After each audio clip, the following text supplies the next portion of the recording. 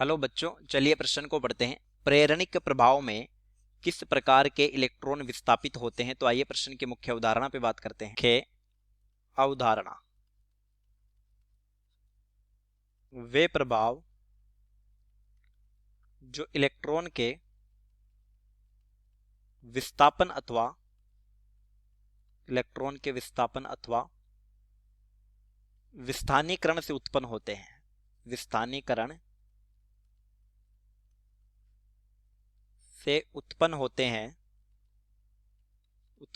हैं इलेक्ट्रॉनिक प्रभाव कहलाते हैं। इलेक्ट्रॉनिक प्रभाव कहलाते हैं। अब प्रेरणिक प्रभाव भी क्या है? एक प्रकार का इलेक्ट्रॉनिक प्रभाव है। चलिए समझते हैं। प्रेरणिक प्रभाव, इंडक्टिव इफेक्ट यानी कि आई इफेक्ट, ध्रुवीय बंध की उपस्थिति के कारण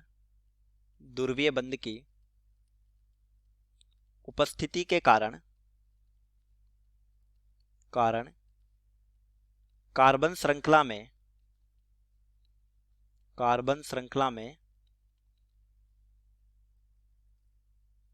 ध्रुवणता का आना प्रेरणिक प्रभाव कहलाता है। प्रेरणिक प्रभाव कहलाता है। यानी एक ध्रुवीय बंध दूसरे बंध में क्या करता है?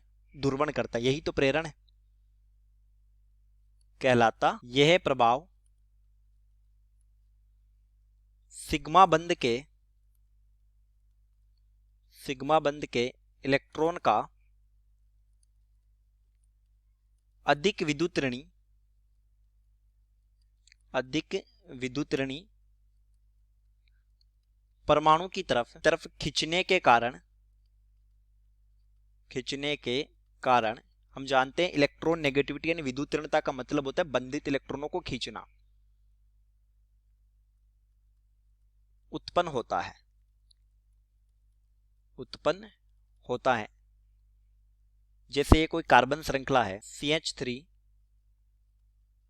CH2 CH2 CH2, यहां पर दिया है Cl। अब देखिए, हमें एक बात पता है कि जो क्लोरीन की विद्युतऋणता होती है वो ज्यादा होती है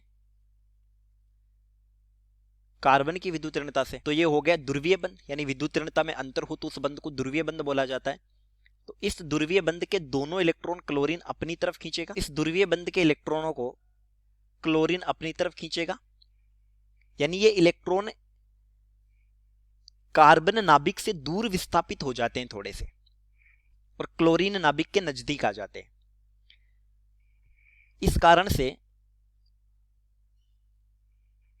क्लोरीन पर आ जाएगा आंशिक ऋणावेश और कार्बन पर आ जाएगा आंशिक धनावेश। धनावेश आने के कारण कार्बन की विद्युतऋणता थोड़ी सी बढ़ जाती है। तो ये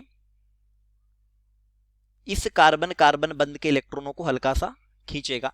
तो फिर यहां पर आंशिक धनावेश आएगा और ये ध्रुवणता जो है वो पूरी श्रृंखला में फैल जाती है।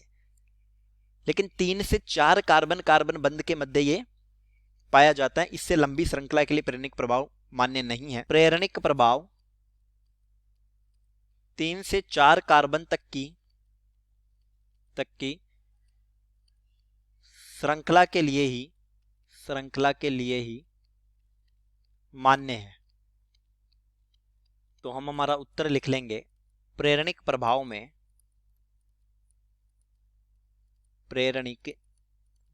में सिग्मा इलेक्ट्रॉनों का विस्थापन होता है।